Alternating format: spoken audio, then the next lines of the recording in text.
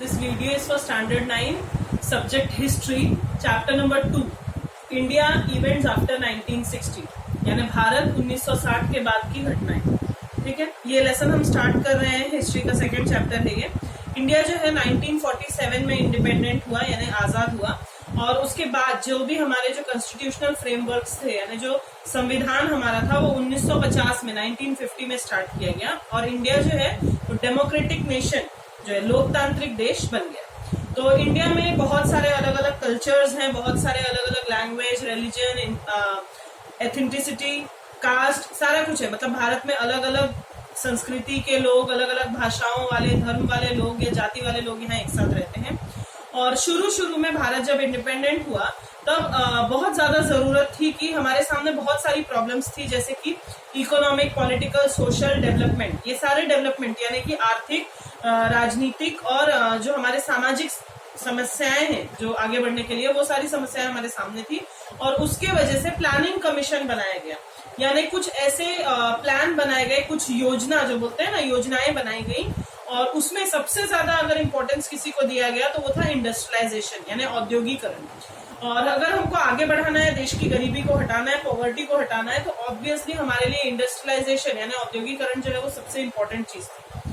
Successful conduction of elections जो है, यानी जो चुनाव है, वो बहुत ही अच्छी तरह से होने चाहिए। और जब तक वो नहीं होंगे तब तक अगर हम बात करें कि डेमोक्रेटिक कंट्री है इंडिया, यानी कि अगर लोकतांत्रिक देश है, तो वो गलत होगा। तो इसके लिए हमको हमारे देश में जो वीकर सेक्शन थे, हमारे समाज में जो कमजोर वाले जो घटक थे, उनको भी आगे लाना था। तो इन सारी चीजों का ध्यान हमको आजादी के बाद रखना था। ठीक है, तो 1960s की हम लोग बात करेंगे, 1960 की बात हम लोग करेंगे। ठीक है, उस टाइम पे जो 1960s का डिकेड था, यानी जो दशक था, उसमें बहुत सारी बड़ी बड़ी चीजें हुई। हमारे सामने बहुत सारे पॉलिटिकल सिचुएशंस, यानी कि राजनीतिक जो समस्याएं थी वो आई हमारे सामने। कुछ जैसे राज्य थे, गोवा, दीव, दमन, ये सब जो थे ये फ्री हो गए थे उस समय पोर्चुगीज रूल से, यानी पुर्तगालियों से गोवा, दीव और दमन इसको आजाद करा लिया गया था। और बहुत सारे जो उसमें से जो टेंशन डेवलप हुई, इंडिया और चाइना के बीच की टेंशन थी, भारत और चीन के बीच की जो नॉर्दर्न बॉर्डर यानी उत्तरी जो हमारा बॉर्डर है, सीमा जो है, उसको लेके जो विवाद या प्रॉब्लम चल रही थी 1950 में, उसके वजह से एक वॉर हुआ, यानी लड़ाई हुई 1962 में, 1962 में इन दोनों देशों के बीच, भारत और चीन के बीच, इंडिया और चाइना के बीच। ये जो लड़ाई हुई थी ये मैकमोहन लाइन के लिए हुई थी। जो एरिया था, जो बाउंड्री का एरिया था, वहां पे मैकमोहन लाइन जो एरिया है, उसकी वजह से ये सारा जो विवाद था वो शुरू हुआ, झगड़ा शुरू हुआ। और इंडिया जब इंडिपेंडेंट बन गया, उस समय हमारे सबसे पहले जो प्राइम मिनिस्टर बने थे वो थे पंडित जवाहरलाल नेहरू। ठीक है, तो उन्होंने हमारी फॉरेन पॉलिसी यानी विदेश नीति जो है उसको सुदृढ़ बनाना, अच्छा बनाने की कोशिश उन्होंने की। उन्होंने बहुत कोशिश की सोशल और इकोनॉमिक डेवलपमेंट के लिए, यानी सामाजिक और आर्थिक विकास के लिए हमारे लिए। और इस तरह से नेहरू जी जो थे, जवाहरलाल नेहरू जी, वो 1964 में यानी 1964 में उनकी मृत्यु हो गई। He died in 1964। सो लाल बहादुर शास्त्री अगले प्राइम मिनिस्टर बने, अगले प्रधानमंत्री बने, और became the next prime minister of India. और उस समय में उनका जो टेन्योर था, यानी उनका जो कार्यकाल था, उस समय में इंडिया और पाकिस्तान के में भी कुछ कश्मीर मुद्दे को लेके, यानी कश्मीर इश्यूज की वजह से वॉर हुए 1965 में। सोवियत यूनियन, जो हम रशिया के नाम से जानते हैं, यानी संयुक्त यूनियन जो था, वहां पे बहुत कोशिश की गई इन दोनों देशों के बीच की जो बहस है, जो झगड़ा है, उसको शांत कराने का। लाल बहादुर शास्त्री जो थे, उन्होंने उस समय स्लोगन शुरू किया, यानी एक अपना जो नारा बोलते हैं हम, वो शुरू हुआ, जय जवान जय किसान का। और इस तरह से देश में जो है दो लोगों के ऊपर ज्यादा ध्यान दिया गया, यानी इंडियन सोल्जर्स और इंडियन फार्मर्स। जय जवान और जय किसान, जवान यानी सोल्जर्स है यहाँ पे, सैनिक, और जय किसान यानी तो किसान ही है, फार्मर्स है, उनके ऊपर ध्यान देना। मतलब लाल बहादुर शास्त्री जो है उन्होंने इन चीजों के ऊपर ध्यान दिया। अंततः 1966 में उनकी भी डेथ हो गई, उनकी मृत्यु हो गई। उसके बाद अगली प्राइम मिनिस्टर जो बनी वो थी इंदिरा गांधी जी। इंदिरा गांधी जी अगली प्रधानमंत्री बनी, और उनके कार्यकाल में यानी उनके टेन्योर में पाकिस्तान जो है उसने बहुत सारे प्रॉब्लम्स हमारे सामने कर दिए। ईस्ट पाकिस्तान जो था वहां पे, यानी पूर्व पाकिस्तान जो था, वहां पे थोड़ा सा मूवमेंट यानी थोड़ा आंदोलन तरीके का होने लगा। और इसका खास लीडरशिप यानी इसका जो नेतृत्व है वो किसने किया? शेख मुजिबुर रहमान। उन्होंने जो है इसका आंदोलन का नेतृत्व किया, और उनका जो ऑर्गेनाइजेशन था, उनका जो संगठन था, उसका नाम था मुक्ति बहिनी।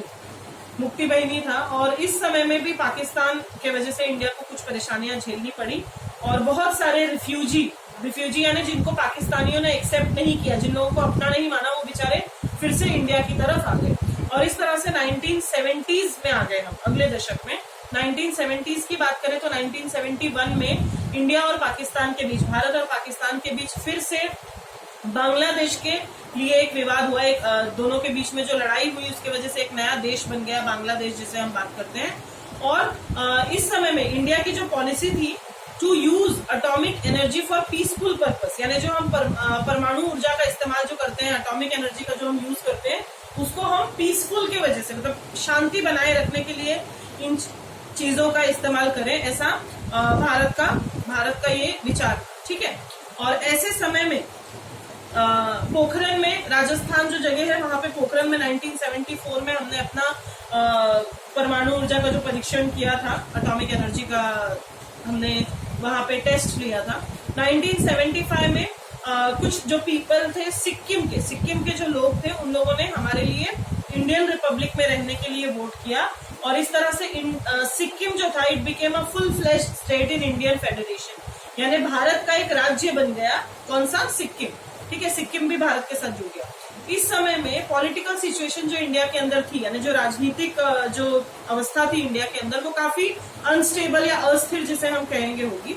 और इलाहाबाद हाईकोर्ट था, उसने वर्डिक्ट दिया, उसने एक 1974 में उसने अनाउंस किया इलाहाबाद हाईकोर्ट ने कि Indira Gandhi, the then prime minister, had misused the government machinery during her election campaign. मतलब इंदिरा गांधी ने अपना जो इलेक्शन का कैंपेन होता है, जैसे अभी इलेक्शन के टाइम पे आप लोगों को दिखेगा बहुत लोग वोट मांगने के लिए आगे आगे बढ़ के अलग अलग जगहों पे आते जाते हैं, तो भारत की कुछ चीजों का, इंडिया की कुछ मशीनरीज का उन्होंने गलत इस्तेमाल अपने इलेक्शन कैंपेन के समय, यानी जो चुनाव का प्रचार वो कर रही थी उस समय उन्होंने किया, जिसकी वजह से पूरे देश में अलग अलग जगह पे स्ट्राइक होने लगी, हड़ताल होने लगी, प्रोटेस्ट होने लगा, लोग खिलाफत में नारे लगाने लगे, ये सारी चीजें हो गई। और उस वजह से पूरा जो ये सिचुएशन था, पूरी जो ये अवस्था थी, परिस्थिति जो थी, वो थोड़ी सी कष्टकारी हो गई। और उसमें मूवमेंट जो हुआ, आंदोलन हुआ, उसके जो लीडर थे, यानी नेतृत्व किसने किया? जयप्रकाश नारायण जी। तो ये जो सिचुएशन थी, ये लॉ एंड ऑर्डर के तहत, मतलब इंडिया की हालत उस समय बहुत ज्यादा खराब हो गई थी। गवर्नमेंट ने नेशनल इमरजेंसी, यानी जो हम लोग कहते हैं ना कि राष्ट्रीय जो इमरजेंसी लागू कर दी उस समय में, आकस्मिक जो अकस्मात लागू कर दिया गया। तो उस समय में जो बहुत सारे ऐसे, मतलब ट्रिब्यूटनल पीरियड जिसको हम बोलते हैं, कि कुछ जो टर्बुनल जो पीरियड था, उस समय में फंडामेंटल राइट, जब भी इमरजेंसी होती है ना, लगाई जाती है, तो उस समय में जो हमारे मूलभूत अधिकार होते हैं, फंडामेंटल राइट्स, जैसे हम कहीं भी आ जा सकते हैं, हम कहीं भी 10 लोग मिलकर एक साथ कोई प्रोग्राम कर सकते हैं, लेकिन जब इमरजेंसी लागू होती है तो ये सारी चीजें खत्म कर दी जाती है। तो उस समय हमारे ऊपर, ह्यूमन बीइंग के ऊपर, लोगों के ऊपर काफी रेस्ट्रिक्शंस, यानी काफी रोक रुकावट लगा दी गई। उसके अलावा आगे जो समय था, ये पूरा समय 1975 से 77 तक, ये पूरी इमरजेंसी जिसे हम बोलते हैं, ये भारत में चली। वो काफी तकलीफदायक समय हुआ करता था भारत में। और ऐसे ही समय पे कुछ ओपोजिशन पार्टीज थी जो एक साथ मिल गई, यानी जो कुछ विपक्षी दल थे वो एक साथ मिल गए और उन्होंने एक नया दल, एक नई पार्टी बनाई जिसका नाम था जनता पार्टी। तो इस समय में कांग्रेस पार्टी जो थी वो इंदिरा गांधी के अंडर में थी। इंदिरा गांधी जो है वो कांग्रेस पार्टी की हेड थी और उनको इस समय में डिफीट हुआ, यानी कि वो हार गए। किससे? जनता पार्टी से। तो मतलब कांग्रेस हार गई और जनता पार्टी जीत गई। जनता पार्टी में उस समय मोरारजी देसाई जी थे, जो उस समय के प्राइम मिनिस्टर बने भारत में। और जनता पार्टी लेकिन ज्यादा समय तक, क्योंकि बहुत सारे लोग, बहुत सारे अलग अलग दल उसमें मिले हुए थे, तो ज्यादा समय तक, क्योंकि मतभेद होता रहेगा बातों में, जो है एक दूसरे के पॉइंट ऑफ व्यू अलग अलग होंगे, मतभेद होंगे, तो इस वजह से वो ज्यादा समय तक नहीं चल पाए। उसके बाद चरण सिंह जो थे वो अगले प्राइम मिनिस्टर बने, हालांकि वो बहुत कम समय के लिए ही बने। फिर से इलेक्शन हुआ 1980 में फिर से चुनाव हुआ और जिसमें फिर से कांग्रेस पार्टी ही जीत कर आ गई हमारे देश के पूरा पॉलिटिकल पार्टी के रूप में, और इंदिरा गांधी फिर से पावर में आ गई, यानी वो फिर से इंदिरा गांधी प्राइम मिनिस्टर बन गई। उसके बाद वक्त आया 1980s का, यानी 1980 का जो दशक था वो आया। इस पूरे डिकेड में इंडियन जो पार्टी थी, इंडियन पॉलिटिकल जो सिस्टम था, उसके सामने कई सारे चैलेंजेस, यानी कई सारे उसके सामने परिस्थितियां, बहुत सारे चैलेंजेस उसके सामने आने लगे। सिख लोग थे, जो पंजाब में रहने वाले लोग थे, उन्होंने ऐसा डिमांड किया, उन्होंने ऐसा प्रस्ताव रखा कि उनको एक अलग राज्य चाहिए, एक अलग स्टेट चाहिए जिसका नाम होगा खलिस्तान। क्यों खलिस्तान नाम रखा गया? खालसा के वजह से। खालसा उनका पंथ होता है सिखों का, तो इसलिए खलिस्तान नाम उनको चाहिए था, एक अलग सा स्टेट चाहिए था, जिसके लिए काफी सारे आंदोलन, मूवमेंट होने लगे अलग अलग जगहों पे, जो बहुत ही वॉयलेंट और डिस्ट्रक्टिव थे, यानी बहुत ही हिंसक थे। उस समय में काफी बुरी अवस्था थी भारत की। पाकिस्तान जो है उन्होंने काफी सपोर्ट किया। जाहिर बात है, पाकिस्तान अगर हमारा दुश्मन है तो अगर भारत के अंदर कुछ गलत हो रहा होगा तो पाकिस्तान उसका सपोर्ट जरूर करेगा। तो पाकिस्तान ने काफी सपोर्ट किया इस चीज के लिए। और जो गोल्डन टेम्पल यानी जो स्वर्ण मंदिर है अमृतसर में, बहुत ही पवित्र जगह है, वो होली शरीर है सिख लोगों का, बहुत ज्यादा उसकी मान्यता मानी जाती है आज के दिन में भी। तो उस समय भी अमृतसर में जो गोल्डन टेम्पल था यानी जो स्वर्ण मंदिर था, वहां पे सिख लोगों का बहुत ही बड़ा धर्म स्थल है वो। 1984 में लेकिन क्या किया गया, कुछ टेररिस्ट यानी कुछ आतंकवादी जो है उन लोगों ने वहां पे शरण ली, यानी वहां पे वो छुपे हुए थे।